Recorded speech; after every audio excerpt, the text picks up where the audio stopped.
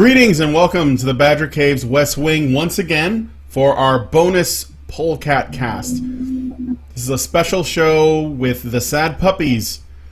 Alright, so what are the Sad Puppies? What are they? Oh shit.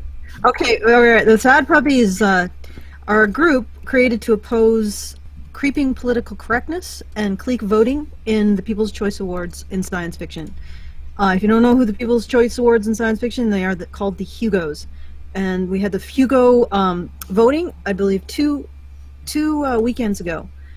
And we've covered this particular controversy within science fiction for a couple of years now, actually.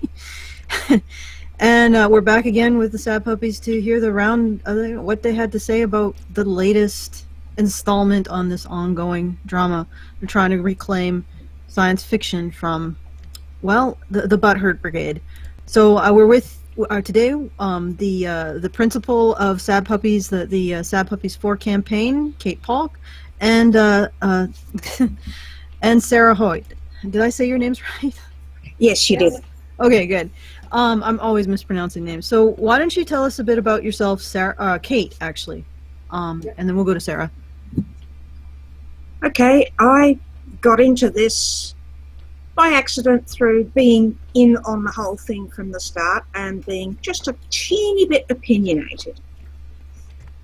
And, you start seeing things like, hang on, how come the most popular books, the things that are just flying off the shelves, don't ever seem to see any kind of award space when the most appalling dreck in a number of cases gets celebrated. So when Larry got started, I was in there supporting at the back and I've spent the last year being horribly evil, doing exactly what I say I'm going to do. And I don't know that I'd call it culminated, but I went to Worldcon 2 weeks ago and to all of the business meetings, which is the engine where everything gets decided slowly. And of course I was at the Hugo ceremonies.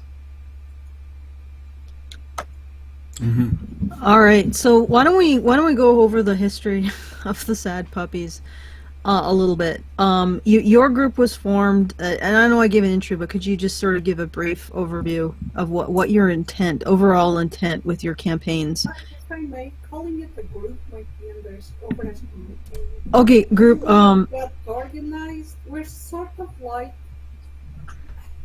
a loosely connected confederation that just we were talking about it, and it's like, people keep asking, how is the leadership going past next year? And it's like, I don't know, either Amanda or I will get around to claiming it. And it's nothing very formal because the individualists failed to organize. So, we try, but organization is not our primary. Yeah. Yeah. Okay. So each iteration of Sad Puppies, I know when Brad took it over, what he did was he opened up nominations. That's Brad Torgeson, who was the first, I think, the leader of Sad Puppies 3, right? Yes.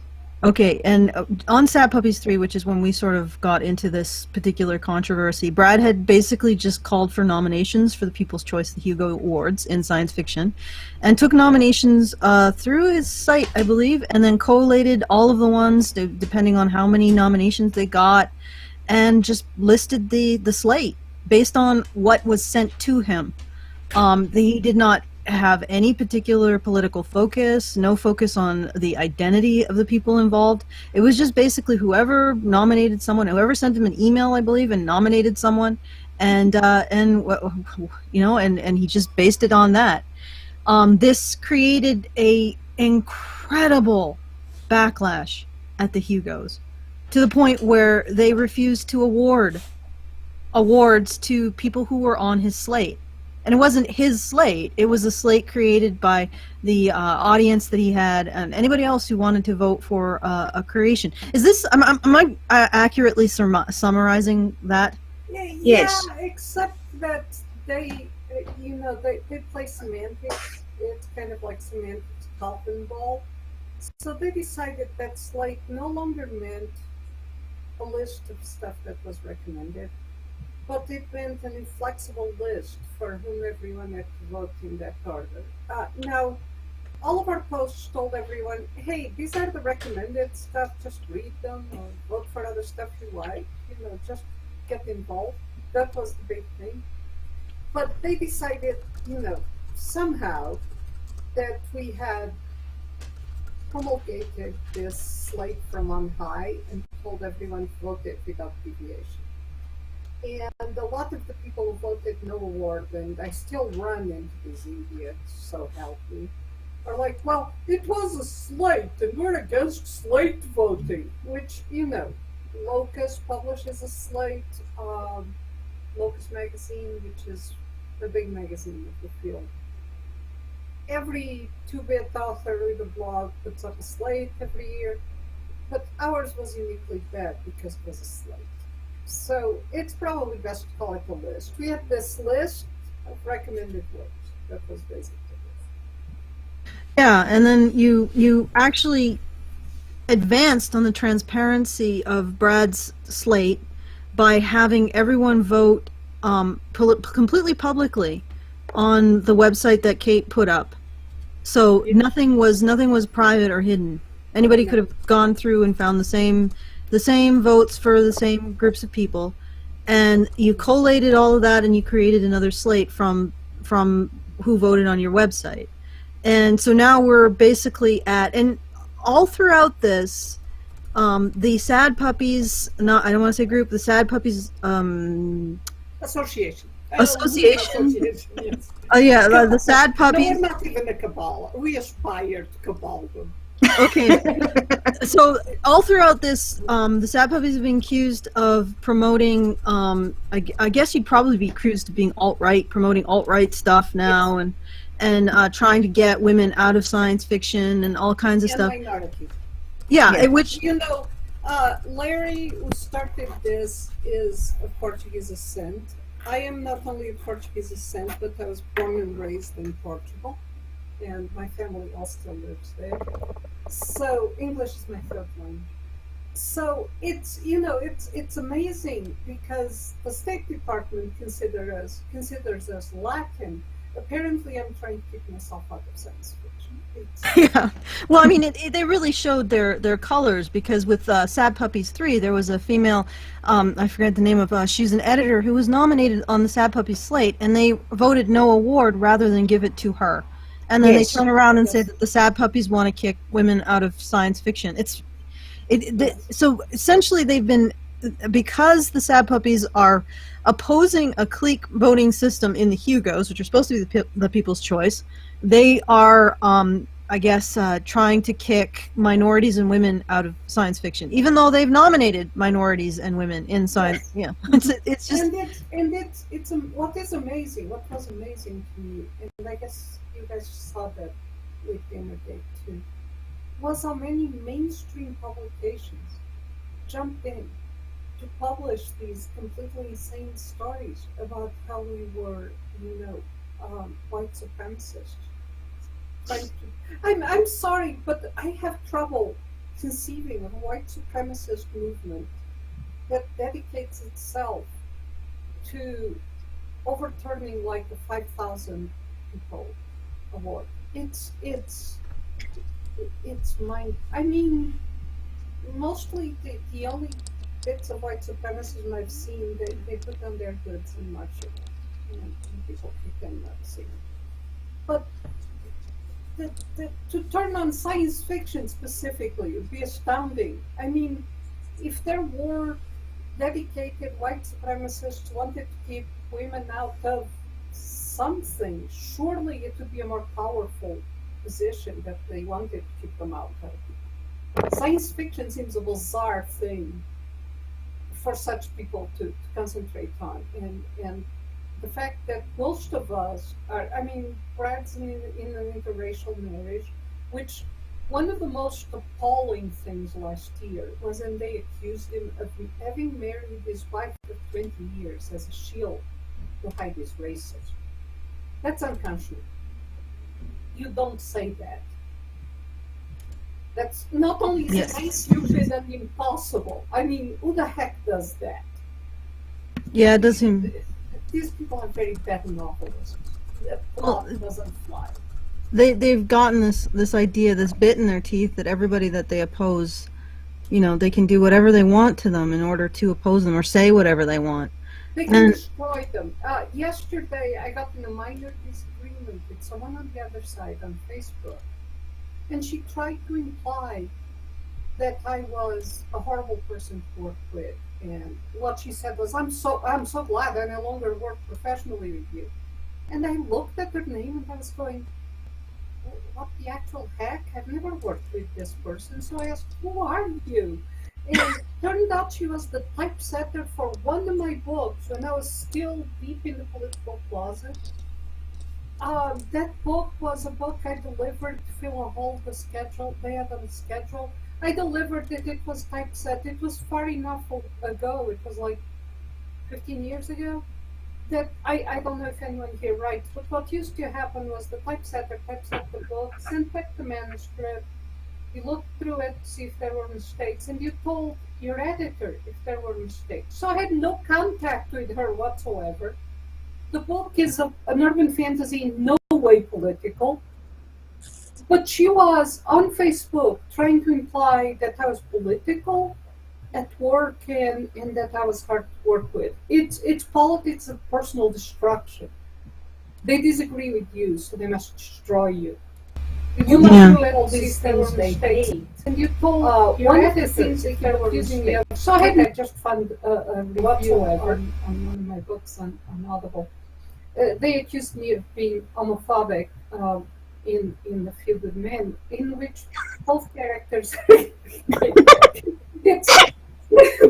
Yes, I am homophobic because I created two heroic gay characters. It's my mind breaks. I can't explain it. Yeah, no, I think you did. The politics of personal destruction. And they feel completely justified in it because you failed to virtue signal correctly. I mean, even if you are interested in seeing minority and women writers get awards on their merit, On their merit, we're all for it. Yeah, On their merit, and part of what got me into this I have to explain because in Portugal no one considers them. Well, now they do because they are part of the EUC. And because of that, they now consider themselves a minority because they also are classified as Latin and there's all sorts of things. But when I was growing up, everyone around you is the same thing. We're just, we weren't a minority, obviously. So it never occurred to me that anyone was looking at me as a minority or as someone who couldn't get there on their own, I guess, or who needed special consideration.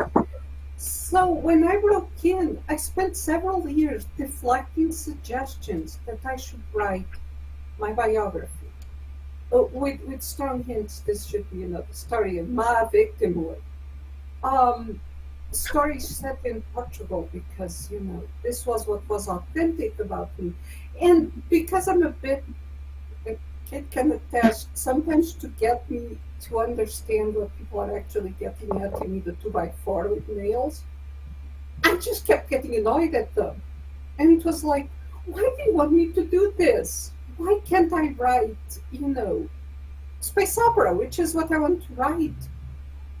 I expect in the future we're not stuck on these issues. Why can't I write fantasy? Why can't I write about Shakespeare, which is what I took my degree on and what I really like? And all these hints kept coming back. And all these years, I felt really angry about that. Because in a way, it's a way of marginalizing minority and women and voices. Because they channel you to where you're allowed to speak and what you're allowed to say. Yes, they're putting you in the plantation where you're safely controlled. They don't allow you to express yourself. They don't allow you to grow fully, and they don't allow you to reach your full potential. Because, you know, I'm 2 shades darker than the average Northern European. And, well, okay, it's more than 2 shades, at least 10K, but still. But, you know, but it's irrelevant in the long run. It's the mind that matters. Yes, there are experiences, and there are things I'll tell in a different way. Like when I wrote about Shakespeare, Stratford-on-Avon borrowed a lot from the village I grew up in. But those are universal human experiences. I shouldn't have to label them as, look, I'm Latin and I'm writing about my heritage. I can write anything. I write aliens. Yeah, and I'm trying to make sure that I'm not too loud because I don't want to compete with you, Sarah. So because we can't get you louder, so I'm trying to go lower. I don't know if I'm successful. Yeah. I will get better equipment eventually. At least this time I can talk. I mean. Yeah, that's true. That's true. It's just an issue. Like, everybody has different equipment levels, guys. So sometimes you have to bear with it because it's not going to be perfect. But yeah, Kate is right. It's like herding to you where they think you belong.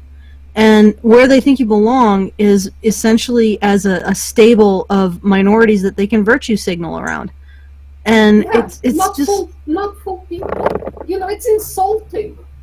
I'm as capable as... Heck, I'm more capable than most of them. I mean, come on, I broke in my 3rd language. And without knowing anyone in the field, most of them couldn't do that.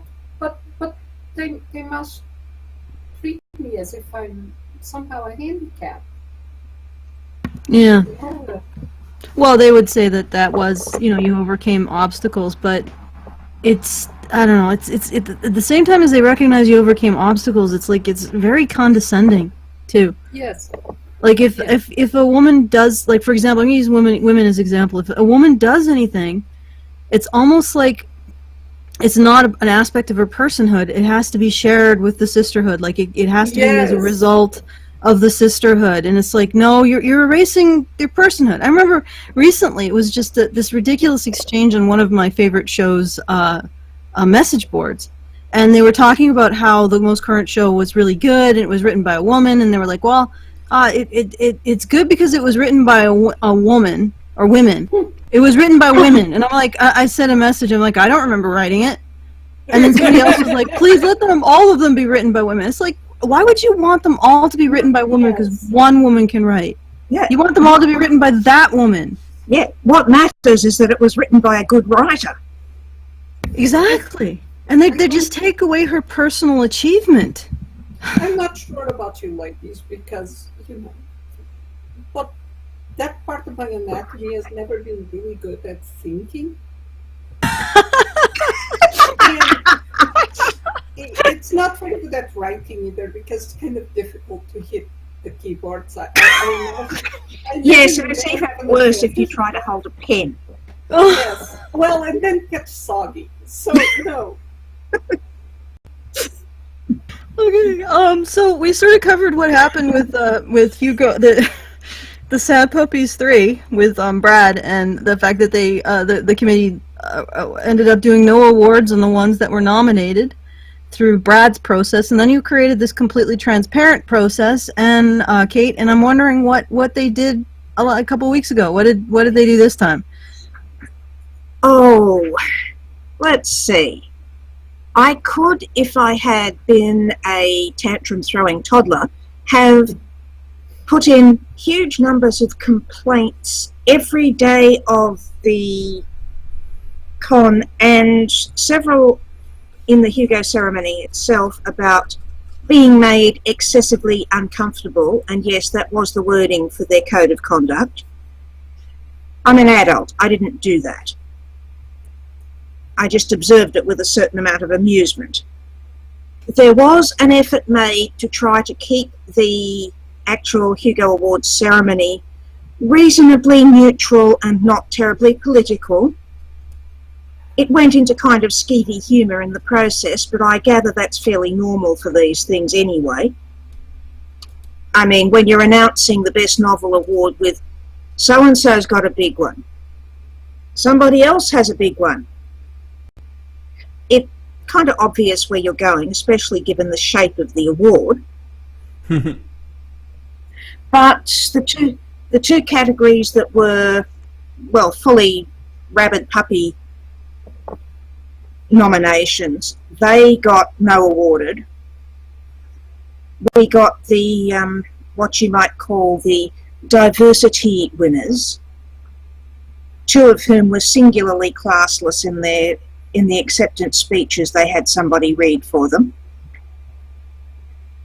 And So the Rabid Puppy slate was no awarded. Rabid Puppy is a different association. yes, that's Fox Day's baby, as It's it were. one person. It's basically one person. Okay, all right. So the Rabid Puppies is Vox Day. A Rabid Puppy, I guess. Were the categories where you guys swept the nominations, were they no awarded? They were not no awarded because we had a pretty diverse list of nominations. Some of the pieces that made the listing were among the ones that actually came out winners. Others did not. But in some cases, the best artist, Larry Elmore, was no awarded. Do you know why? Was there any explanation? Because all of those were Vox Day's picks. Oh, okay, I gotcha. All right, so they're basically campaigning against Fox Days. Yeah. Okay, And but you guys, there's a lot of just generic trying to conflate us with them because they don't like that we have some actual valid criticisms of what's going on. And it's pretty obvious we're all about good fiction, not about any kind of big message thing. okay. So just to clarify, the Rabid Puppies slate, which is Vox Day, received some no awards. And for anybody who's listening, that means that they refused to vote. The committee refused to vote or decided that none of them. Sorry, go. The voters, which I haven't looked closely at the numbers, but I suspect there was a similar action where you had a cluster of people deliberately voting down anything that they didn't think, that they thought came off a slate, or rather came off anything that wasn't politically aligned correctly. Okay. And in that, it was both Vox Day and us that got voted down because unless it happened to be someone they like.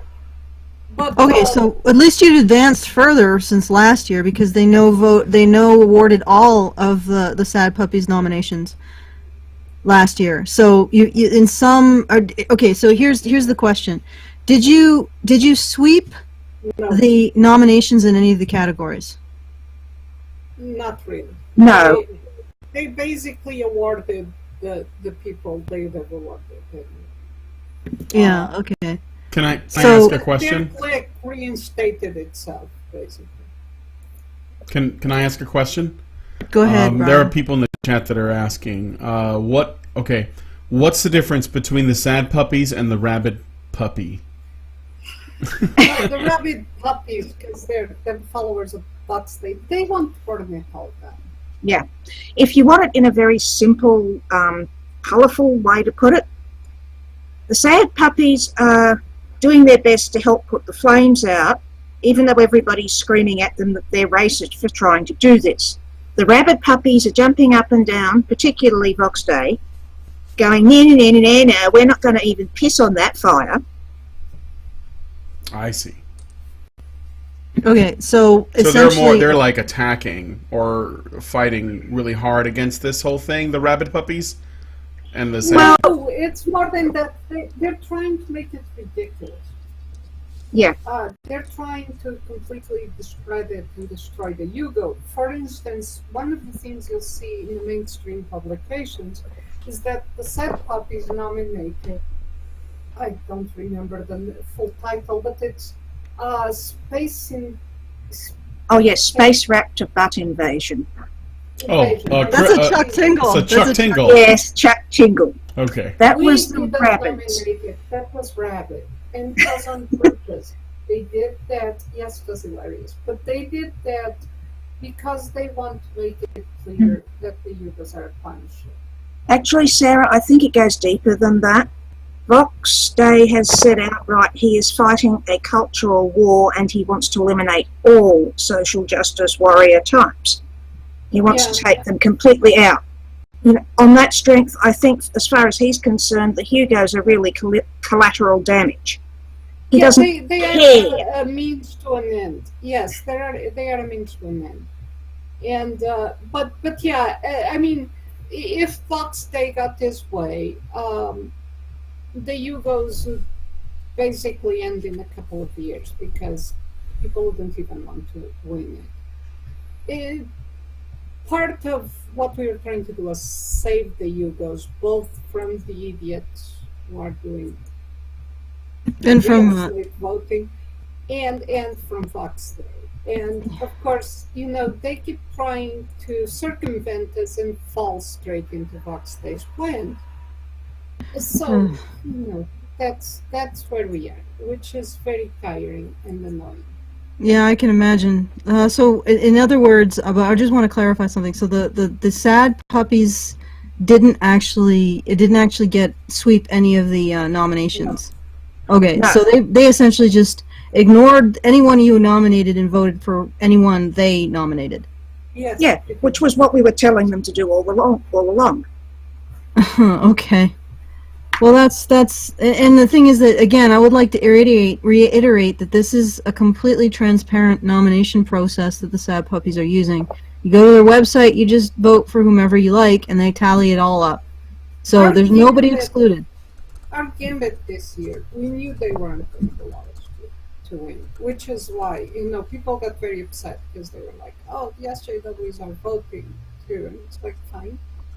Because our gambit this year was, are they going, I'll look at this, are they going to treat us as legitimate things? We're doing all this in the open, we're not blocking them. We're not, no, they kept their little slate, which, as they do, and they still told lies and ran around calling us names and putting things in the mainstream press, you know, conflating us with the alt-right. They also went ahead and Kate will have to speak to this because I wasn't there, but they went ahead and passed, although it needs to be passed in another 2 meetings, I understand, but they passed this bizarrely convoluted voting system that is so open to manipulation, it's insane, with the sole purpose of keeping us up. Alright, so you don't even know if... So they essentially changed the entire voting system so that you wouldn't necessarily sweep any more slates, is that it? Yep. Yeah, Oh, God. and it's not going to work. No, it's because it's stupid, and these people don't... The math, what they don't get about math could fill several volumes. Mm. Yeah, actually, I'd go a little further there because it's a very...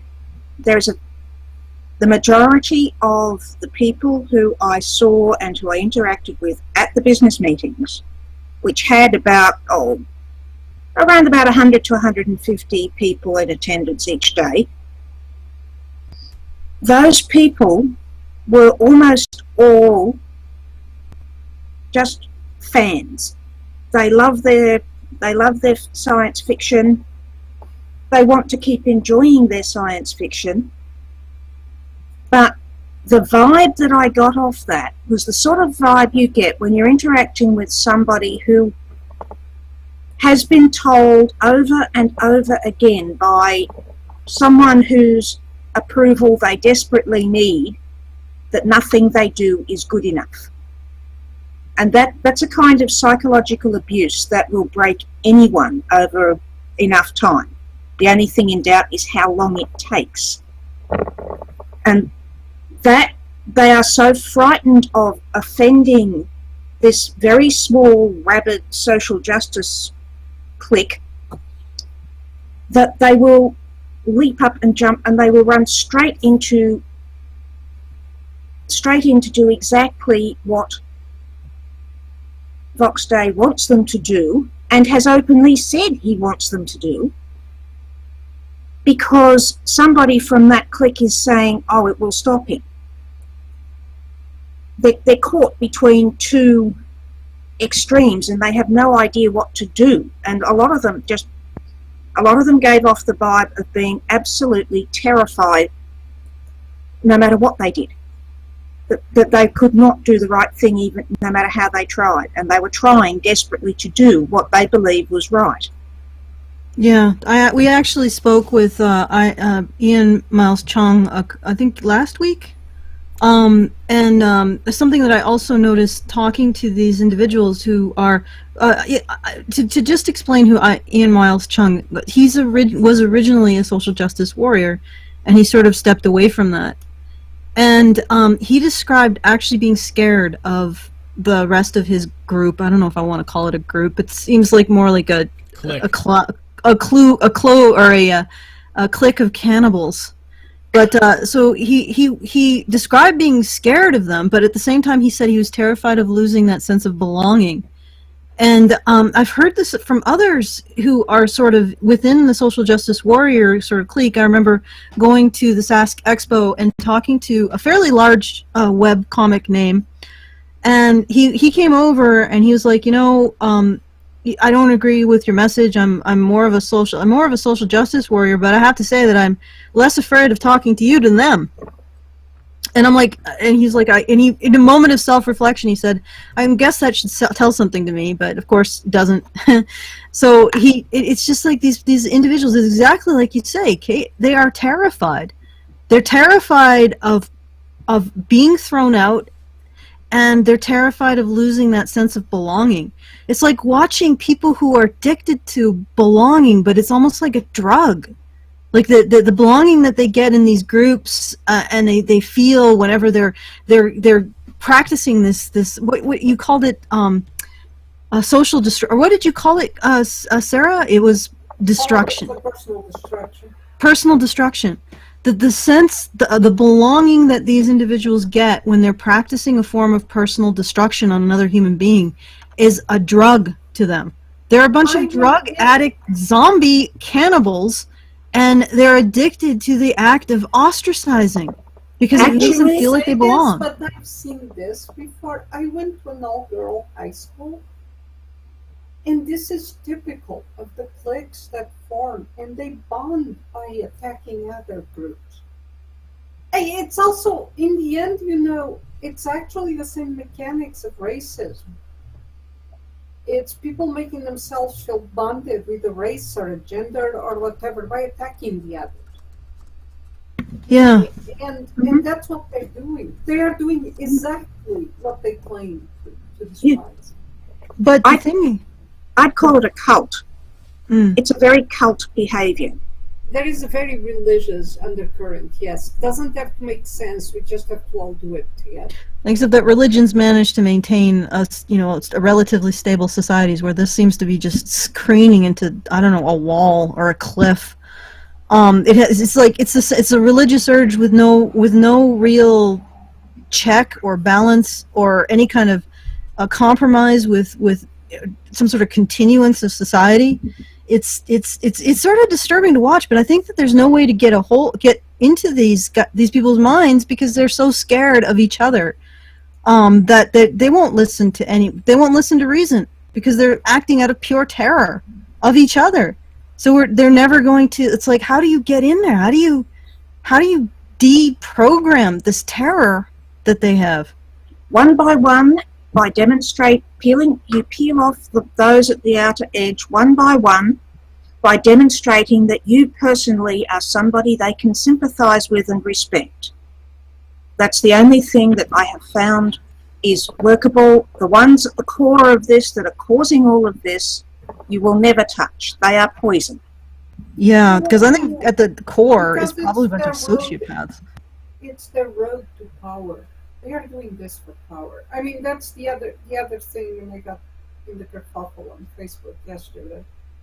One of the things that hit me was that this woman kept talking about being an SJW because she wanted to do good in the world. but what she was actually doing was trying to prop herself up and drive everyone else down. Ineptly, because she's not very smart. But that's what she was trying to do. And it's what most of them are doing.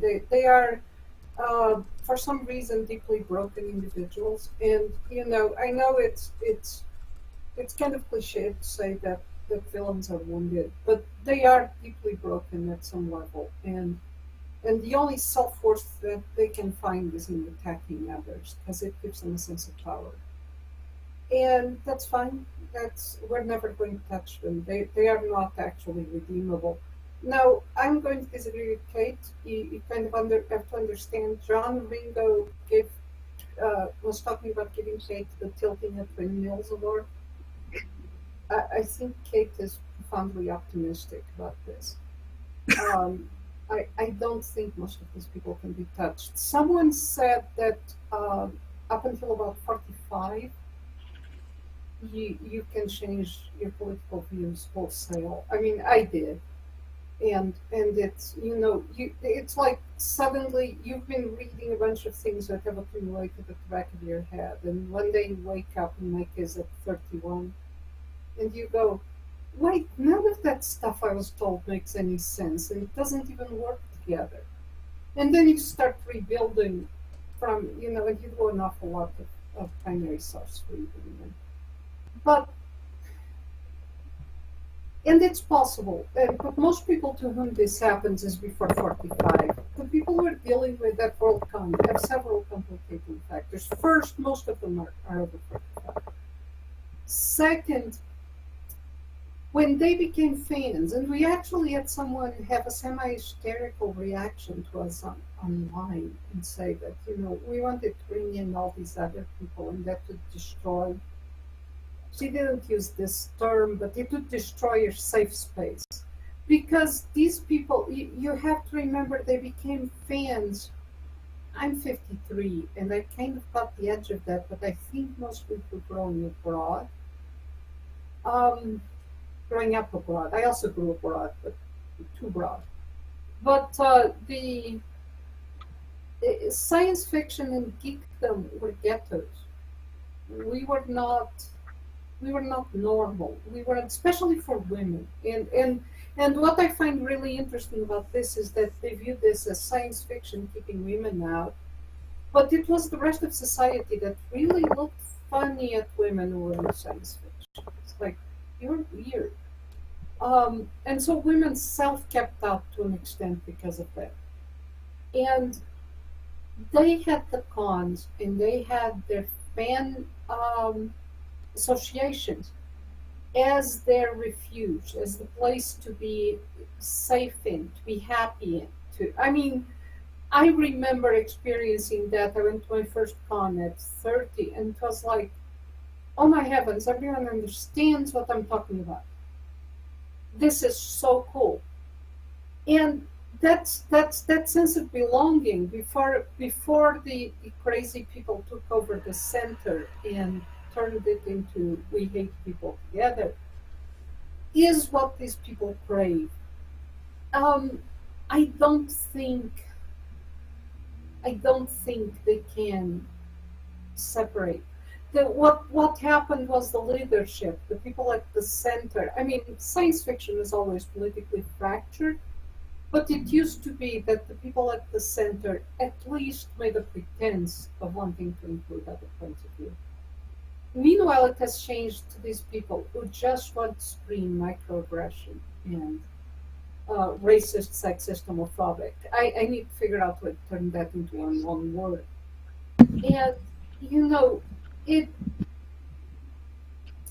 it became a toxic environment, but it's still their refuge because they don't have anywhere else to go.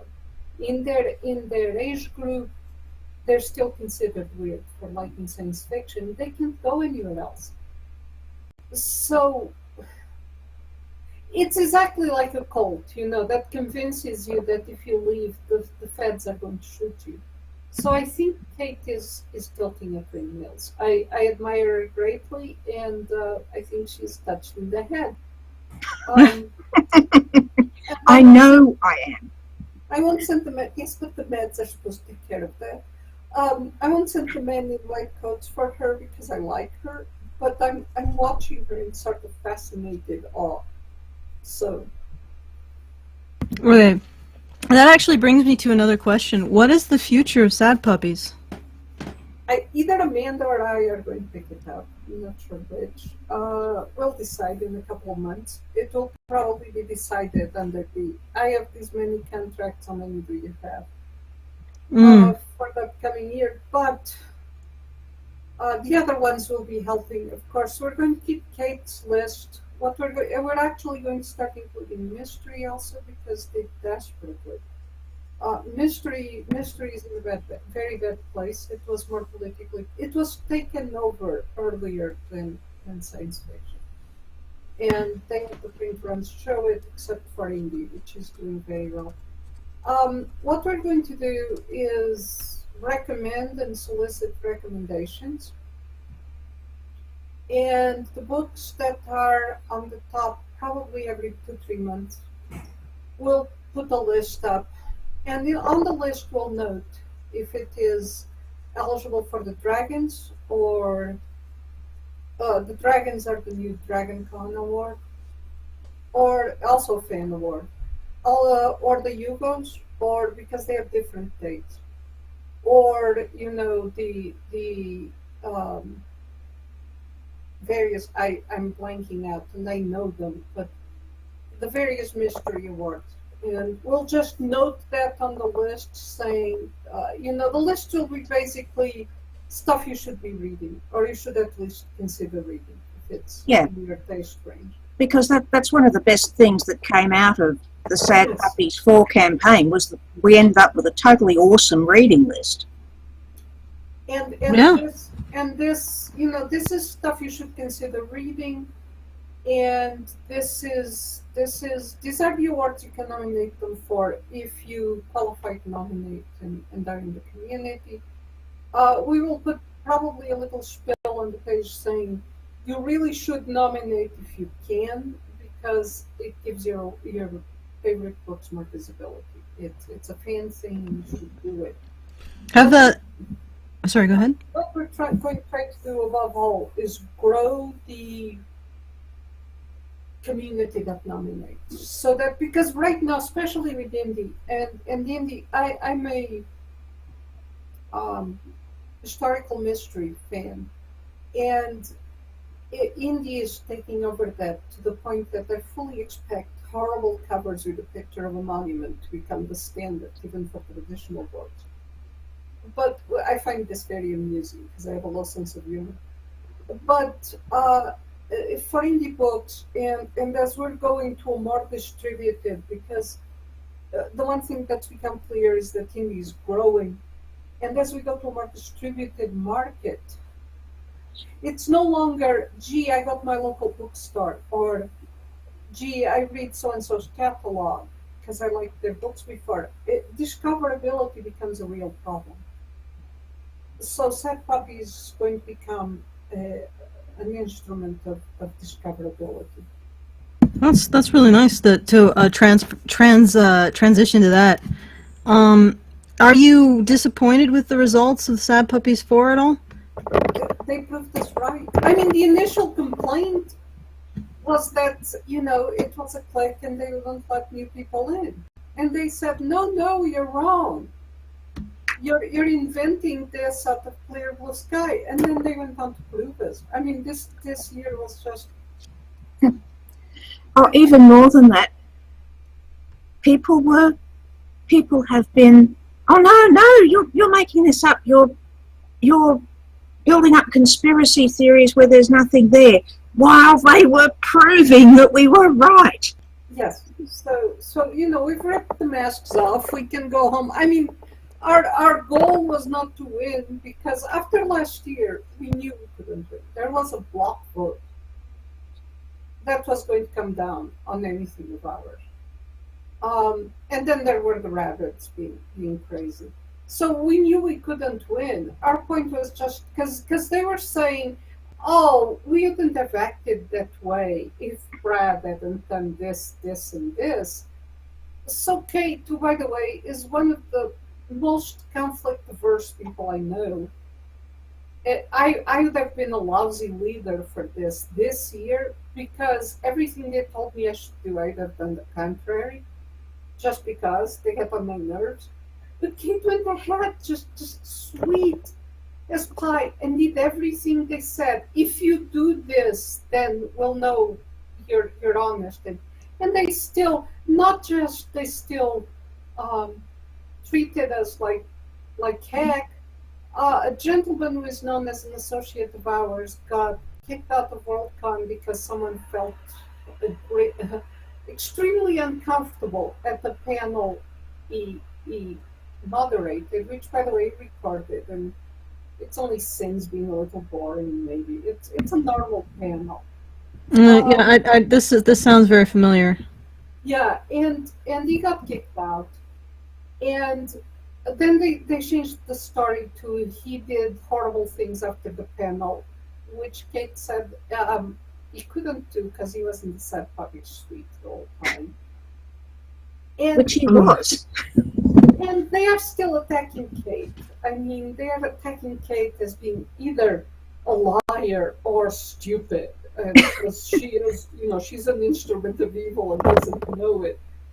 And it's just unreal. So this was just proof. No, it wasn't Brad. This was we're proven right. It was a click from the beginning.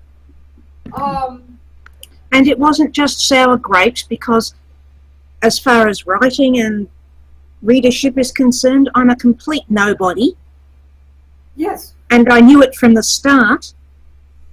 Well, only because you haven't finished the third book, which by the way. Oh, I know. I have to get that done. I figured out what's wrong with it. Remind me after.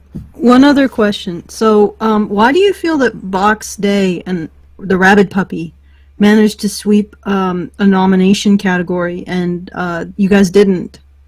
Because we had one of the things they suggested is you should have many suggestions per slot. More than the necessary. Yeah. So we diluted our book.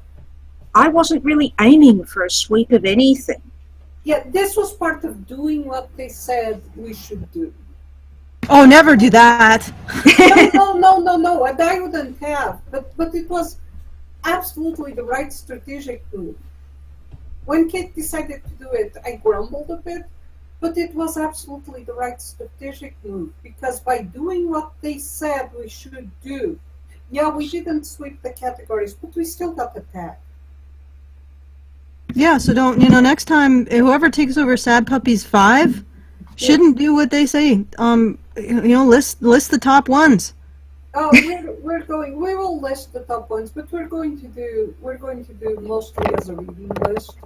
I mean, actually, what I'd like to see is becoming an influence in the Dragon Awards. Because it's younger, it's bigger, it has a bigger audience, and I think we have a better chance at it. Yeah. This year, several people involved with the Sad Puppies, including Larry and our friend Dave Freer, are up for were nominated and are finalists for the Dragon. So, you know what you could do is you can make this almost completely autonomous. Just create like some sort of script and just take nominations on a website and then just have everything be automated and just put out the top 5 for each category. Well, that's what I'd like to do. I would like, if I can get the time and energy, to actually build an app that will just take in what everybody says, so that all you need to do is go to the page and, hey, here's what's currently at the top. Yeah. Anytime. Yeah, so that we don't have to compile it. Yes. Oh, I wonder if this is completely crass. The puppy mill. Yes, exactly. I love it. Exactly. Yeah. And they can look. The Hugos, because of their incredibly bizarre system, Foxday is going to eat them, and he's going to eat them over the next several years. Because what they did was make it incredibly playable by a disciplined minority, which he has. So we're going to wait until they crash and burn, and then maybe we'll get interested again. I mean, Kate says, she doesn't want to give up on the award Heinlein won. But I don't see at this point, they want take it down to irrelevancy. And at this point, I don't think we can fight them because they are a clique and they are a organized clique, which we're not. The individualists failed to organize. They have the backing of a major publishing house. There is really nothing much we can do. But we are in such a state of flux as a field. The disruption in publishing, the losing of power of the push model, that I don't think they can hold much longer. We're just going to have to let it go down for the count for a while. But yeah, we'll continue providing a reading list. We'll continue providing, if you do have a Hugo, for instance, the problem with the Hugo is that you're supporting them. And what they did last year was use our supporting memberships to throw a great big party and be assholes. Literally. They distributed wooden assholes to... Anyway. So, this year I didn't buy a supporting membership. I could nominate, but I couldn't vote. And I think that's a great part of the reason we didn't sweep categories and we didn't have that many votes in the end, is because a lot of people are in the same position. They said, after seeing the disgraceful behavior last year, I knew this year that was okay. And I didn't want to give them money. So. Okay, I think we're pretty much exhausted. What's going on? No, let Kate, because Kate has the hope and the plans, and so. I can see the Doge attempting to find the caramel in the lamp there with his tongue. It's something's in there. He's going for it. So I think that's a sign that we're. But thank you for fighting the good fight, Kate. I think you should just automate it and just let it run each year on its own. And let them scream about this automated system. Well, there were people who were expressing absolute shock that what was on the list was not anything that I had actually said I liked. Duh! I wasn't doing my preferences. I was doing what other people had put in and voted on. Yeah, they're going to do that. I next time, don't even care about what they say. It's amusing. Either that, or I guess throw your hat in with Vox and just burn the house down. Sorry? Go rabid. Go rabid. A lot of the SADs have gone rabid. It sounds like the sad puppies and the rabid puppies. It sounds like it's very similar to Gamergate, where for a while there was a divide within Gamergate. There were the people that wanted to play nice and were very much focused on just the ethics in games journalism, and they didn't really want to fight against social justice warriors, and many of them believed in a lot of the ideas. They just didn't like the way it was executed. They didn't like the dishonesty and the hypocrisy and stuff. And then there were the people within Gamergate that were like, social justice warriors are the root cause. They are the disease. This Gamergate thing is simply a symptom, and we have to fight it. And it actually became divided in that way. And I think that division still exists, because Gamergate's not really done. It's just that Twitter and a lot of social media has basically either stopped talking about it and said, "Oh, these guys are irrelevant," or they've blocked them. Or occasionally they still bring them up and say, yeah, that irrelevant thing is still, a looming shadow in the internet. And seriously, they can't decide whether Gamergate is insignificant or a genuine threat to all women everywhere. So, isn't cognitive dissonance so much fun? Yeah, exactly. But yeah, I noticed that's actually kind of similar. I'd be interested to talk to rabid puppies to see what their I don't know, ideas are. You mean what Vox Day means? Because he's basically, it's just like the rabid puppy. Yes, Yeah. he was, Fox he Day. was the mind behind it. Yes, you might have an interesting discussion with Vox.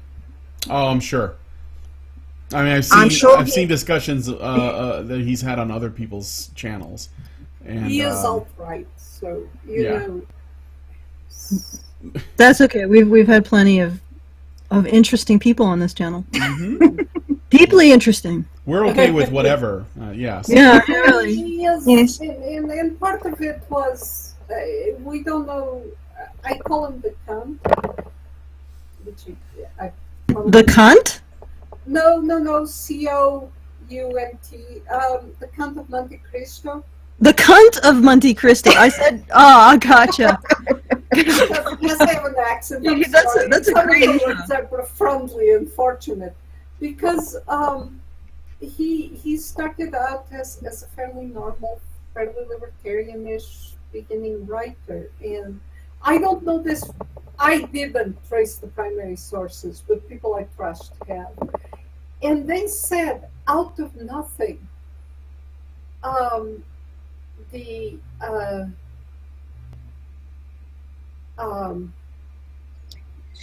Yeah. the The Nielsen Patrick Haydens. Havens, yes, at Tor Tor. decided to do war on him for no reason anyone else could discern. And he is now out for revenge and blood. It's very Monte Cristo. It's I Yeah. like it was. So Yeah. I'm probably going to get in trouble for saying that on the public The, broadcast. the cunt of Monte Cristo. I don't think you're going to get in trouble for saying it on our channel. No. Oh no, I am, because he is going to find out about it and write a post about how horrible. Or we might just get demonetized. Or, Would he or how really? misunderstood. He could choose to write one about how misunderstood you, or how you are misunderstanding him. He's done that one before. Yes, that's quite possible. No, he actually he did a couple of posts attacking me, which I completely ignored because I was on You weren't even in the country I at had the no time. time for No, I wasn't. And it was funnier than heck because he was interpreting automated posts I'd left to go up as answers to him. Like watching a bird attack a mirror. It was disturbing and funnier than heck. So anyway, I'm going to get in trouble for saying all this stuff. But It's okay. I will say he has a point, or I will say he has more point than the people is fighting. But just make sure you have your flame-proof underwear when you do get him on the show, because you will Yes. get a lot of flack. Yes. For having Vox on? Oh, Yes. yeah. I'm sure we will. Yeah, probably. I'm Oh sure. yes, Maybe we'll label it the cunt of Monte Cristo. Yes. there indeed. are those who are convinced he is the ultimate in evil. Yes, he is. Oh, you mean we're not? No, Apparently he not. is. Even though Kate and I are the most evil person on earth together, we don't understand how. But he surpasses us. Sorry, see. someone proclaimed that about us over something stupid. So So he's Okay, well- he's edgier. Yes. His edge is sharp. It was a mono edge. He is Sonic the Hedgehog. The edge. a slicing edge of death, something like that. We're gonna actually try to get True's. David Truesdale. Yes, we're gonna try to get him on. Wait, could you say that Talk name to him. again? Because I didn't hear it. I didn't. David Trust. I think you did that purposely, didn't you, Brian? No, I did it because there are listeners who didn't hear it either. Oh, Dave Truesdale. Dave He Truesdale. is the Okay. editor. Dave Truesdale.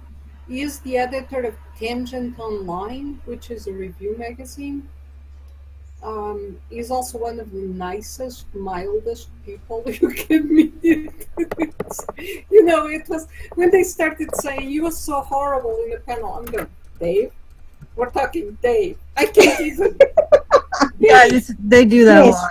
Well, people who need to get somebody ejected because that person makes them feel uncomfortable, they really should be going back to the nursery where they belong, because that's not how the real world works. That's not what adults are like. You're going to be in situations where you're uncomfortable.